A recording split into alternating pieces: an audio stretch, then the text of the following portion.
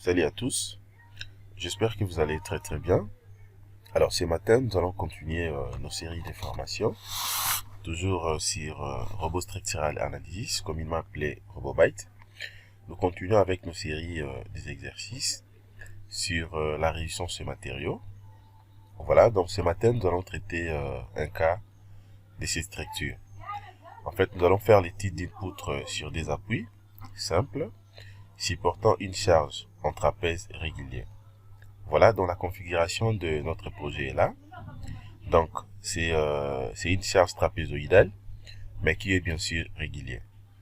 Voilà, dans la question, nous allons répondre à la même question. Voilà, donc c'est juste question de lire l'énoncé que vous êtes en train de voir devant vous. Question d'exercice numéro 4. Donc, trouver les éléments de réduction de cette poutre, c'est-à-dire les réactions d'appui, effort tranchant et les moments fléchissants. Voilà, donc la première partie, c'est la partie analytique, comme d'habitude. Et la seconde partie, nous allons passer directement en pratique. Voilà. Alors, je vais premièrement remplacer le valeur de ce que vous êtes en train de voir ici. Alors, comment je vais procéder? Je viens premièrement ici. Je prends d'abord l'élément qui me permet justement d'écrire. Voilà. Donc, et c'est une poutre symétrique. Voilà. Alors, qu'est-ce que je fais premièrement? Je vais remplacer quelques informations ici. La valeur de qui que je vais utiliser ici. Voilà, donc je prends qui et je vais utiliser une charge de 15 tonnes. Voilà, une charge de 15 tonnes par mètre. Voilà, donc ça c'est la valeur de qui. Alors les A que je vais utiliser ici, dans la petite portée, sera égal à combien? Je prends une valeur de 2 mètres 50. Voilà, donc de 2 mètres 5. Et puis maintenant, qu'est-ce que je fais également? La portée totale, les L. Voilà, je vais utiliser, je prends L qui est égal à 10 mètres. Voilà. Donc, ce sont des éléments ou des valeurs que je vais utiliser de manière à ce que je puisse calculer directement. Alors, premièrement, je vais calculer d'abord les réactions d'appui. Voilà comment je vais procéder. Donc, le premier point, je peux écrire ça même ici. J'écris tout simplement réactions d'appui. N'oubliez pas que nous sommes en train de traiter un cas d'une poutre symétrique. Voilà, donc j'écris tout simplement réaction aux appuis.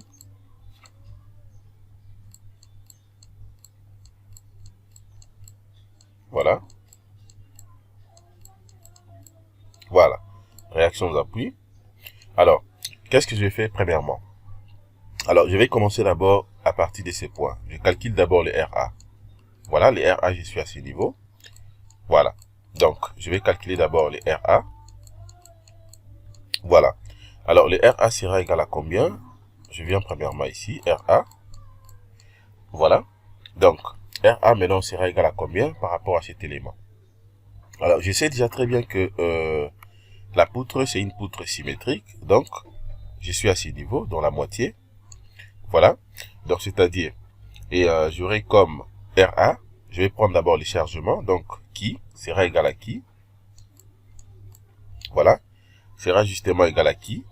Que je vais diviser par D, tel que je viens de sectionner ici. Donc, qui divisé par D. Voilà, que je vais multiplier par la grande portée. Donc, le L que vous êtes en train de voir ici. Le L, ça sera maintenant moins A. Voilà, ça sera moins A. Ça, c'est justement pour trouver directement les réactions d'appui par rapport au point A. Alors, à partir d'ici, je peux directement remplacer le valeur. Voilà comment je vais faire. Je remplace directement les valeurs. Donc, ça dit, j'aurai 15. Donc, j'aurai 15 tonnes par mètre que je vais diviser par 2. Voilà, qui sera directement divisé par D, multiplié par L qui est égal à 10 mètres. Voilà, que je vais soustraire le A qui est égal à 2,5. Voilà. Alors, je vais directement remplacer de l'autre côté. Veuillez m'excuser puisque je suis un peu grippé là. Donc, c'est-à-dire, j'aurai quoi ici? RA ici, maintenant, ça sera combien? Donc, je vais diviser les 15 tonnes par mètre par D, ça fait 7,5.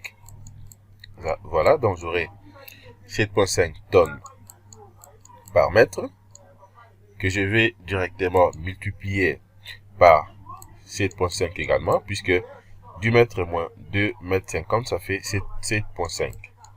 Voilà, 7,5 mètres. Voilà. Donc, cela arrive à dire quoi maintenant? Et 7,5 multiplié par 7,5, ça fait combien? Ça fait 56,25. Donc, ça fait 56,25. Voilà, 25 tonnes.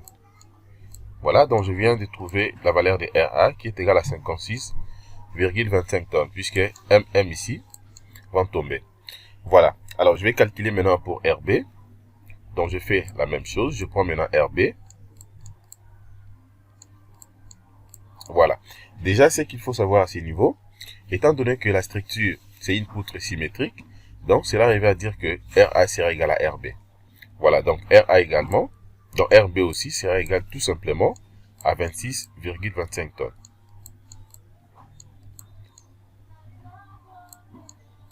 Voilà, 26,25 tonnes. Ça, c'est la valeur de RB que je viens de trouver. Voilà, puisque nous avons une poutre symétrique. Ou alors, je peux tout simplement uniformiser pour écrire. Donc, ceci implique, ou je peux faire ça ici. Donc, RA égale à RB. Voilà, qui est égal à 56,25. Voilà, 56,25 tonnes. Voilà.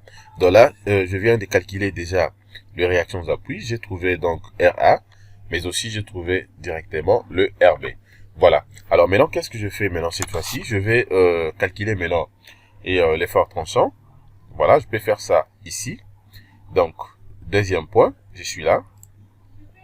Donc, point 2, effort tranchant. Voilà. Effort tranchant, j'écris seulement effort T, c'est l'effort tranchant. Alors, concernant maintenant l'effort tranchant, qu'est-ce que je fais? C'est très très simple. Alors, je vais premièrement regarder d'abord la poutre en question. Voilà. Donc, ça dit, j'ai déjà trouvé le RB des réactions. Alors, maintenant, je trouve maintenant le VA. Et puis, je vais calculer maintenant le VB dans l'effort tranchant. Alors, le VA sera égal à combien?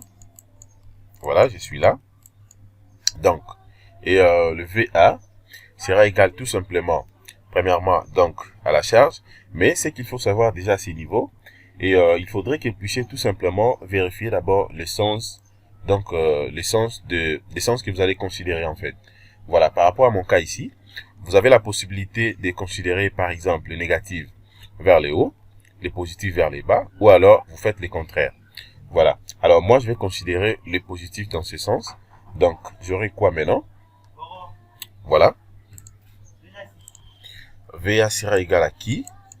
Donc, la charge que je vais multiplier par la grande portée L moins A. Voilà. Et je vais diviser les tout par D. Voilà. Je vais diviser les tout par D. Et je vais soustraire. Donc, ça sera maintenant moins RA. Donc, la valeur de RA qu'on avait trouvé ici est de 56,25 tonnes. Voilà. Alors, à partir d'ici, maintenant, je peux directement remplacer par cette formule. Voilà comment je vais procéder ici. Donc, je remplace directement la valeur de qui. La valeur de qui ici, ça fait combien? C'est 15 tonnes par mètre. Voilà, 15 tonnes par mètre. Que je vais multiplier par la grande portée, donc, du mètre. Voilà, qui sera donc moins 2,5. Voilà, moins 2,5 mètres.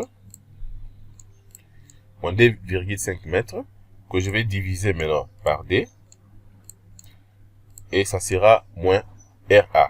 Le RA qu'on avait trouvé ici est de combien ici? C'est 56,25. Donc 56,25 tonnes. Voilà. Alors, ça fait combien ici? Donc, cela arrive à dire quoi? Le VA, ça sera égal à combien? Si vous prenez, et déjà à ces niveaux, bon, je peux d'abord écrire premièrement les 15 tonnes. Dans les 15 tonnes que vous êtes en train de voir ici par mètre. Voilà. Donc, je vais multiplier ça. Ça sera maintenant multiplié par du mètre moins 2 mètres 50, ça fait 7,5 mètres. Voilà, 7,5 mètres divisé par D. Divisé par D. Et puis moins les RA, donc 56,25 tonnes, bien sûr. Voilà. Bon, je peux remplacer directement et je peux calculer directement avec mon téléphone. Déjà, à ce niveau ici, donc, dès que vous calculez, vous allez trouver que, voilà, je suis en train de calculer premièrement. Donc, je prends d'abord et 15 multiplié par 7,5. Je divise ça par D. Voilà, donc, vous allez trouver que ça donne, je viens de trouver donc 56,25. Voilà, 56,25 tonnes. Donc, j'ai trouvé une valeur positive ici, 26,25 tonnes. Voilà, donc ça, c'est la valeur de VA, qui est bien sûr positif, par rapport au sens que j'ai considéré. Voilà. Donc, c'est la même valeur que le RA. Voilà. Alors, maintenant, qu'est-ce que je fais ici? Je peux, de toutes les façons aussi, trouver directement le RB. Alors, sans que je puisse calculer, déjà, je sais que le VA, donc je sais que le VA, en réalité, sera égal aussi à VB. Voilà. Donc VA sera égal à VB. Pourquoi? Puisque la structure ou la poutre que nous sommes en train de calculer est le symétrique. Voilà, donc VA sera égal à VB, qui est égal à 56,25 tonnes. Voilà, 56,25 tonnes. Mais c'est qu'il faut savoir tout simplement la différence. Donc on aura une petite différence tout simplement. Et par rapport au signe. Donc, ceci implique, je peux même écrire ça ici. Donc, VB maintenant sera égal. On aura un signe plutôt négatif. Donc, ça sera donc, ça fait moins 56. Voilà. Moins 56,25. Voilà. Moins 56,25 tonnes. Ça, c'est la valeur de VB. On a trouvé donc la même valeur, mais sauf que le signe se différenciait. Voilà. Alors, maintenant, je vais tracer directement le diagramme. Alors, je vais faire comment pour tracer les diagrammes de l'effort tranchant? Alors, je peux le faire ici. Alors, pour tracer les diagrammes de l'effort tranchant, c'est très très simple. Premièrement, je vais tracer d'abord la ligne de repère ou la ligne de référence. Voilà, donc je trace ça comme ça. C'est une ligne droite, tout simplement. Alors, qu'est-ce que je fais maintenant? Je vérifie d'abord la valeur de VA. VA, j'ai trouvé une valeur positive.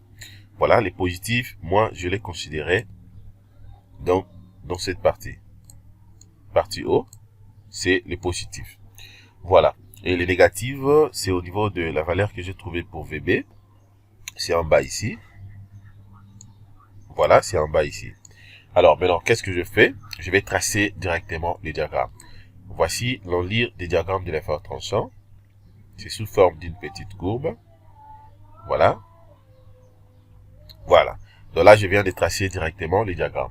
Alors, les sens, les positifs, je suis ici. Et les négatifs, c'est en bas ici.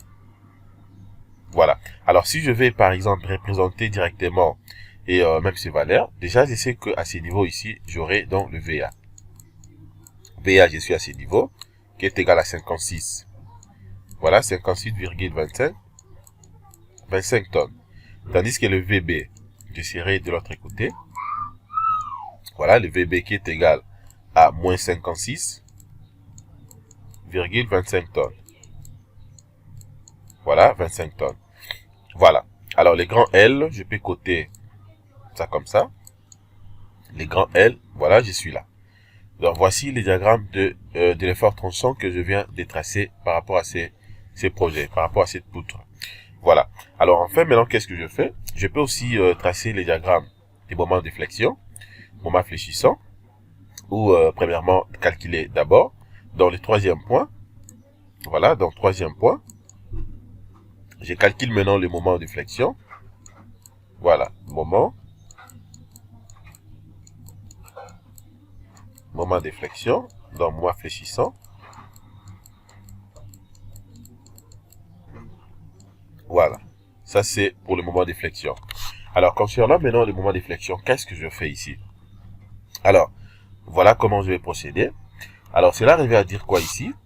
Le moment max dans le M0, le M0 sera égal à combien? Sera égal à la surcharge. Donc, sera égal à qui? Que je vais diviser par D. Voilà, dans le qui que vous êtes en train de voir ici, je vais diviser ça par D. Voilà.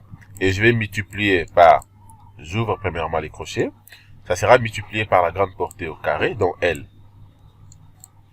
L carré. Que je vais diviser par 4. Voilà. Moins A carré, la petite portée. Que je vais diviser cette fois-ci par 2. Voilà. Donc, c'est à partir de cette formule que j'aurai la possibilité de calculer directement, de trouver en fait les moments max. Alors, je peux directement remplacer avec les valeurs. Donc, le qui ici, voilà comment je vais faire. Sera égal à 15. Voilà, je vais remplacer aussi ces unités. Donc, ça sera à 15 tonnes par mètre. Que je vais diviser. Je divise ça par D. Voilà, qui sera donc multiplié par combien?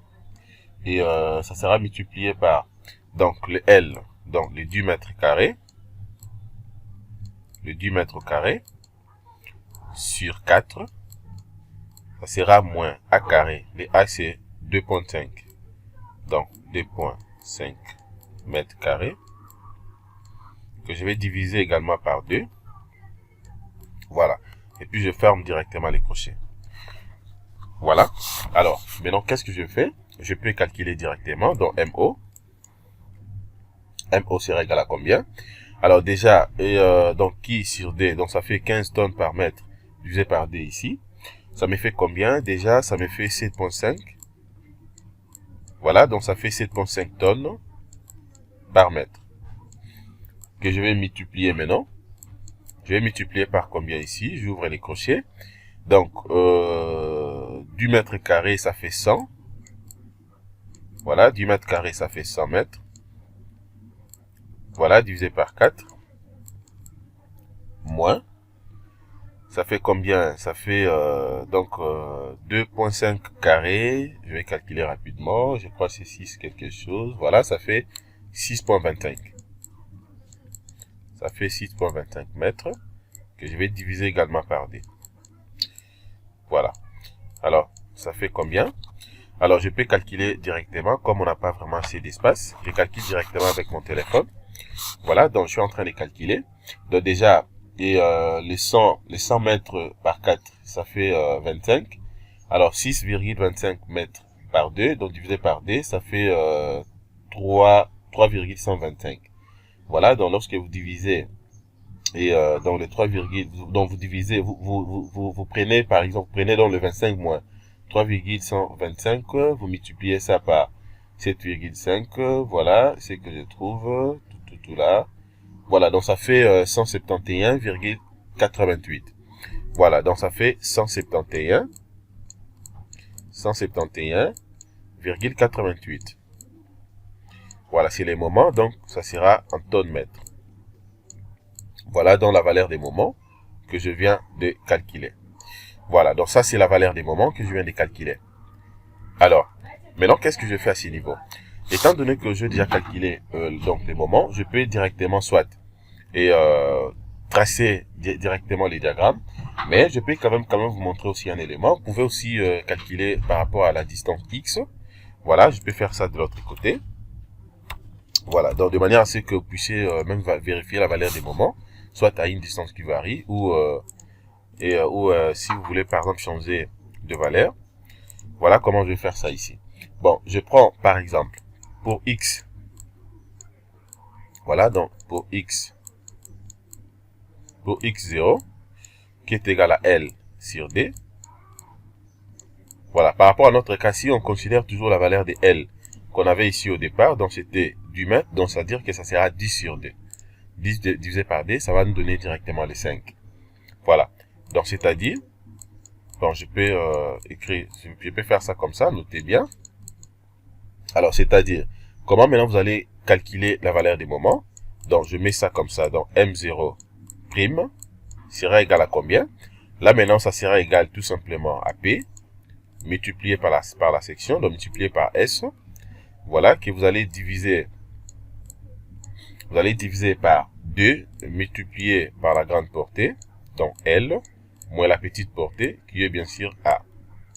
Voilà, c'est juste question de remplacer donc les lettres que vous êtes en train de voir ici par ces valeurs. Les valeurs sont là. Donc L, la grande portée, ça fait 10 mètres, la petite portée, ça fait 2,5. Voilà. Donc, alors, ça sera maintenant quoi ici? Et que vous allez directement multiplier également. J'ouvre les crochets, ça sera multiplié par L carré, la grande portée au carré, divisé par D. Cette fois-ci, ça sera divisé par D et non par 4, moins A carré, la petite portée, que vous allez diviser également par D. Voilà. Donc, avec cette formule, vous aurez la possibilité directement de trouver la valeur des moments, donc M0'.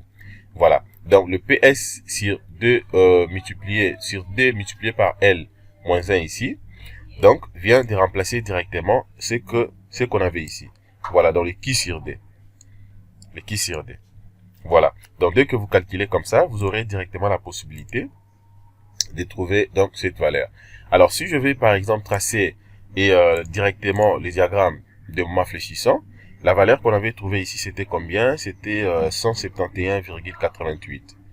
Je peux reproduire ça ici, dans le M0, le moment max qu'on avait trouvé, 171,88, c'est tonnes mètres. Voilà. Alors, je vais tracer maintenant le diagramme des moments de flexion. Comment je vais faire pour tracer ça? Voilà, déjà, je suis en train de voir que c'est une valeur donc positive.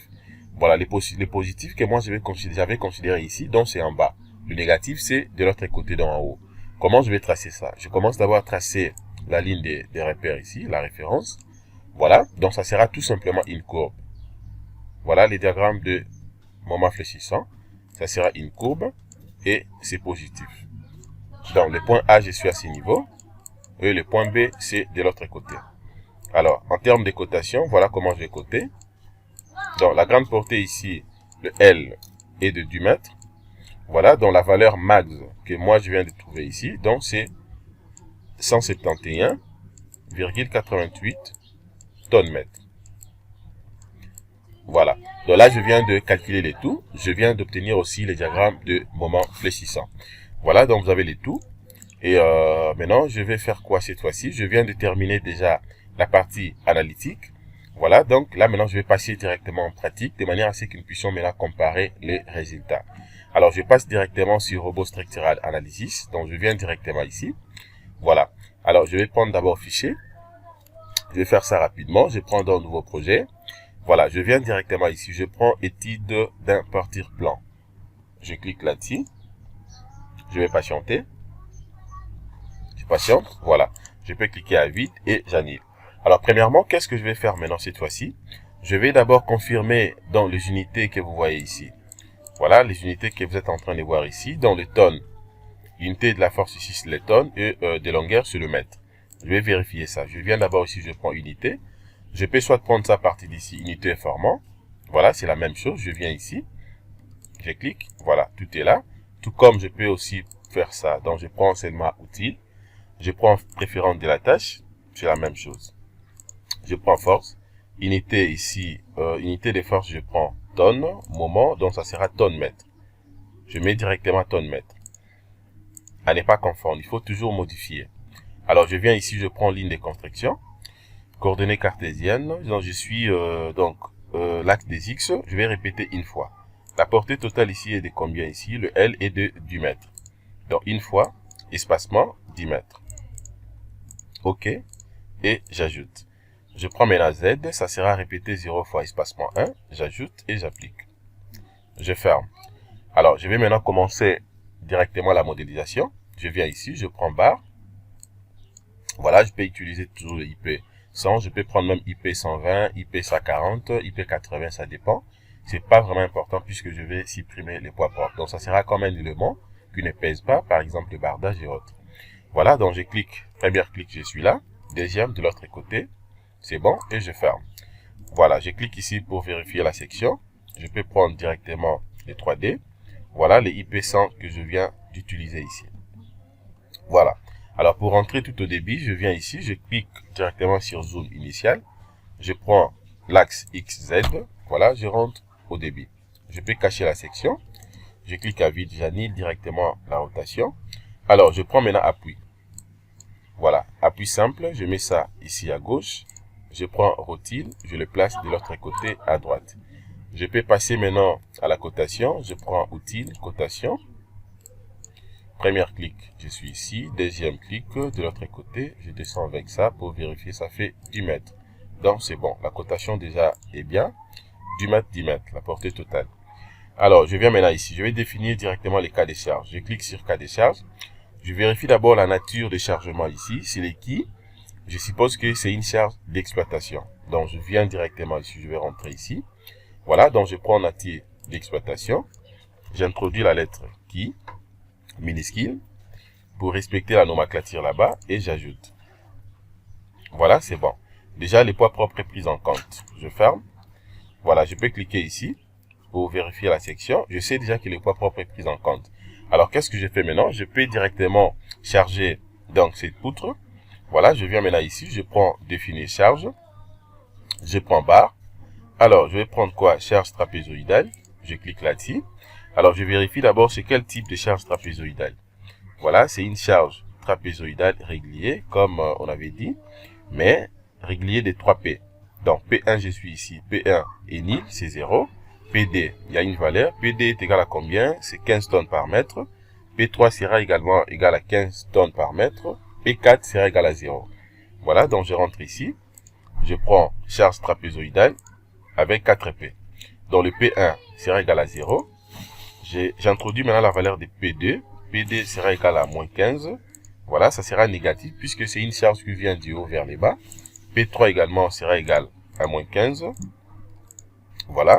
Tandis que le P4 sera égal à 0. Donc c'est tout. J'ajoute. J'introduis directement les numéros de la barre et j'applique. Voilà, quand j'applique, voilà ce que je viens d'obtenir. Je ferme.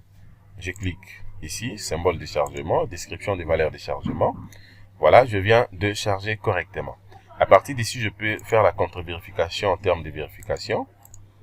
Donc, je clique ici. Voilà, tout est bien. Je peux rentrer directement ici, je rentre. Alors, qu'est-ce que je fais maintenant? Avant de calculer, je vais vérifier d'abord la structure pour me rassurer qu'il n'y a pas d'erreurs ni des avertissements. Donc, je prends analyse, je vais prendre vérifier structure. Voilà, tout est 0. Modèle de calcul, donc tout est bien. Nombre d'erreurs 0, nombre d'avertissements 0. Je ferme. Et puis, je lance directement les calculs. Voilà, je lance les calculs. Je vais patienter. Je vais patienter. Voilà, donc je viens de calculer, tout est bien. Alors, je peux directement vérifier le résultat du côté donc pratique, de manière à ce que je compare ça maintenant avec ce qu'on avait trouvé donc de ce côté. Voilà, donc je viens ici, je commence d'abord avec les réactions appui. Je prends donc résultat, je vais prendre diagramme bas. Voilà, diagramme bas. Alors, je prends réaction. Voilà, je peux mettre ça ici, je prends réaction. Déjà, suivant l'axe des X, il n'y aura rien, puisqu'en hauteur, j'avais pas de valeur. Je peux isoler ça, je peux cacher ça. Je prends suivant la direction de Z. Je coche aussi la description et j'applique. Voilà, quand j'applique, voilà ce que je viens d'obtenir. Voilà, déjà, je suis en train de voir que je n'ai pas de bonnes valeurs. Voilà, je n'ai pas de bonnes valeurs plutôt. Voilà, donc ce sont des valeurs qui ne sont pas bonnes. Et puisque RA ici, j'ai combien? Ça fait 56,29. RB aussi 56,29. Je vais comparer avec ce que j'ai calculé à la main. De l'autre côté, j'avais trouvé combien? Voilà ce que j'avais trouvé. Donc donc RA est égal à 56,25. Voilà, ce n'est pas identique. Voilà. Alors, ce qu'il faut savoir déjà, pourquoi cette modification? Justement, puisque ici, je n'ai pas encore supprimé le poids propre. Alors, puisque donc, c'est-à-dire les réactions appui que je viens d'obtenir ici est fonction de la surcharge, mais aussi les poids propres de profilé IP100. Je vais d'abord supprimer les poids propres. Je viens ici, je prends chargement, je prends tableau de chargement. Je fais justement la même procédure. Voilà, les poids propres est là. Je fais delete. Voilà, il y a un message qui apparaît. Cette opération peut modifier la base de données contenant des informations sur la structure. Elle peut également changer les résultats des calculs. Voilà, donc, voulez-vous continuer? J'accepte oui. C'est bon. Je rentre directement ici sur oui et je relance à nouveau les calculs. Voilà, je relance les calculs, donc là, c'est bon. Voilà, maintenant, je viens de trouver la valeur de RA. Ça fait combien? RA est égal à 56,25. RB est égal à 56,25. Donc, c'est la même valeur, puisque la structure est symétrique. Je vais vérifier de l'autre côté. Voilà, maintenant c'est bien. Je viens de trouver aussi la même valeur. Ici, je trouvais RA qui est égal à 56,25. Donc, c'est OK. Et puis, la valeur de RB aussi. Voilà, RB aussi, c'est OK. Voilà, RB égale à 56,25. RA aussi 56,25. C'est la même chose. Alors, je peux vérifier maintenant l'effort tranchant. Je clique d'abord sur rien. Voilà, je vais vérifier l'effort tranchant. Je prends NTM. Je prends l'effort tranchant. J'applique. Voilà, le diagramme est là. Je peux cacher les chargements. Je m'en vais de l'autre côté. Je prends paramètres. Je vais cocher la description. Et je prends différencier. J'applique. Voilà. Donc, je viens de trouver les diagrammes déjà. Je vérifie d'abord les diagrammes, l'enlire des diagrammes. Voilà, les positifs c'est vers le haut, les négatifs c'est vers les bas. La valeur ça fait quoi ici? VA est égal à 56,25. Je vérifie. Je vérifie l'effort tranchant. Voilà. Le VA que j'avais trouvé là est égal à 56,25. C'est bien. Même valeur. Donc c'est OK. Je vérifie maintenant le VB. Le VB aussi c'est la même valeur, mais sauf que c'est l'essence qui change. Ici c'est une valeur négative. C'est moins 56,25 tonnes. Voilà. De l'autre côté on avait trouvé combien? Moins 56,25 tonnes. Voilà. Donc c'est OK également. C'est bien. Alors maintenant qu'est-ce que je fais? Je peux vérifier aussi les diagrammes. Le diagramme déjà c'est bon. Les positifs c'est vers le haut. Les négatifs c'est vers les bas. Voilà. Donc même valeur. Négative, positive. Donc, c'est bien. Il n'y a pas de problème jusque-là. Voilà, donc, les positifs, c'est vers les hauts. Les négatifs, c'est vers les bas. Donc, nous sommes dans les bons. Alors, je vérifie maintenant l'effort, les moments fléchissants. Plutôt, je décoche d'abord ça. Je prends moment fléchissant et j'applique. Voilà, les diagrammes de moments fléchissants, déjà, c'est une courbe. C'est une courbe que j'ai trouvée ici. Je crois que c'est la même façon. De l'autre côté aussi, on avait trouvé une courbe. Voilà, donc, c'est une courbe. Donc, c'est bien. C'est une courbe également ici. Donc, c'est OK.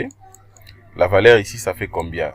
Ça fait 171,88 tonnes mètres. C'est OK également. Voilà, vous pouvez vérifier ici. Ça fait 171,88 tonnes mètres. L'unité est là, c'est tonnes mètres. Voilà, donc c'est bien. Donc, c'est pour dire que la valeur des moments fléchissants que j'ai trouvé ici aussi est OK. Voilà. Alors, maintenant, tout est bien. Qu'est-ce que je fais maintenant cette fois-ci? Je peux vérifier aussi la valeur des moments à une distance qui varie. Par exemple ici. Voilà, tel que représenté de l'autre côté. Voilà, je suppose que par rapport à ce que je vais faire, je vérifie la valeur des moments à une distance. Je prends X qui est égal à 2,50 m. Voilà, puisque la portée totale est de 10 mètres. Je vérifie à 2,50 m. Voilà, je vais vérifier la valeur des moments à 2,50 m. Alors, comment le faire maintenant? Je viens ici. C'est très très simple. D'ailleurs, il y a deux possibilités. La première méthode, bon, je prends d'abord résultat, diagramme barre. Je vais d'abord cacher le diagramme des moments. Je remets les chargements. Première méthode, je sélectionne d'abord donc l'élément.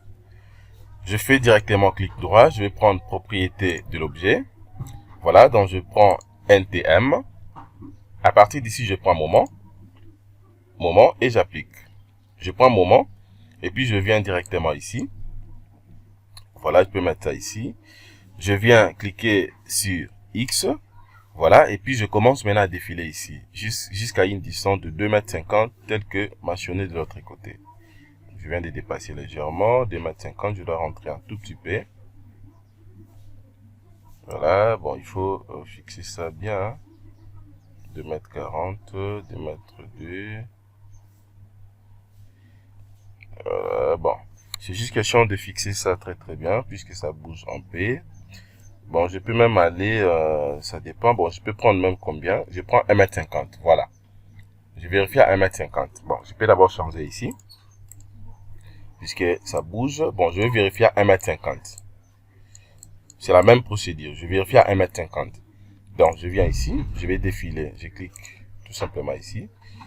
Je rentre à 1,50 m. Voilà, je suis là. La valeur des moments à 1,50 m, ça fait combien? C'est 80,75 tonnes-mètres. 80,75 tonnes-mètres. Voilà. Donc, vous avez la possibilité de vérifier également. Et pour l'effort tranchant, je prends l'effort tranchant, la même procédure. Je viens ici à 1,50 m comme on veut là. Donc, je prends à 1,50 m ou 1,40 m, 1,50 m. L'effort tranchant, ça fait 49,54 tonnes. Voilà, donc c'est bien. Ça, c'est justement la première possibilité. La deuxième méthode maintenant, comment je vais faire ça? Je ferme d'abord ça. Donc, je peux venir directement ici. Je prends donc résultat. Je vais prendre analyse détaillée. Voilà. Et je commence d'abord avec les moments. Je clique moment fléchissant et j'applique. Voilà. La deuxième méthode, d'ailleurs, vous avez la possibilité de voir aussi donc la structure entière et les chargements, y compris le diagramme. Voilà. Je viens ici. Je clique sur X. Je vais maintenant défiler ici. Je m'en vais à une distance que je vais ici. Voilà. Voilà. Donc, au fur et à mesure vous bougez ici, vous pouvez prendre soit à 1,50 m comme on a fait de l'autre côté, à 1,50 m. Voilà. Donc, on aura presque la même valeur. C'est la même valeur d'ailleurs, 80, quelque chose. Vous pouvez défiler comme vous voulez et lire directement la valeur. Alors, pour l'effort tranchant aussi, la même possibilité. Je prends l'effort tranchant. Je décoche d'abord les moments. Effort tranchant ici. Bon, je prends pas les tout. Décoche ça. Je prends seulement et l'effort tranchant. J'applique. Voilà. Donc, vous venez maintenant ici. Vous cliquez et vous venez défiler. Vous lisez directement la valeur de l'effort tranchant. Voilà. Donc, vous pouvez décocher d'autres éléments. Par exemple ici. Je prends par exemple rien. Je prends l'effort tranchant. Voilà. Seulement l'effort tranchant. Et vous lisez directement la valeur. Voilà ce que je voulais premièrement vous montrer. Alors, je peux rentrer ici et je ferme. Alors, à part ça aussi, vous pouvez vérifier aussi les contraintes. Donc, je prends résultat, diagramme barre. Alors, si je vais, par exemple, vérifier les contraintes, je prends contrainte normale, max. Je sélectionne ça, j'applique. Je peux cacher d'abord les chargements. Voilà, ça c'est les diagrammes de contrainte max. Voilà ça. Donc, vous avez directement, donc, la valeur est là. Je vérifie aussi pour les mines. Ça, c'est les mines. Voilà, donc, vous avez une valeur négative. Alors, vous pouvez vérifier aussi la contrainte normale déflexion, max. Voilà, donc tout est là, les diagrammes ainsi que la valeur. Je vérifie pour les mines. Voilà, vous avez les mines, les diagrammes ainsi que la valeur. Vous pouvez vérifier aussi les contraintes, la contrainte des cisaillements. Voilà, la contrainte des cisaillements est là. Alors, si par contre, vous voulez vérifier par exemple l'unité de la contrainte que vous êtes en train d'utiliser ici, je peux rentrer ici, je prends outils, je prends préférence de la tâche, à partir d'ici, je prends force, voilà, contrainte.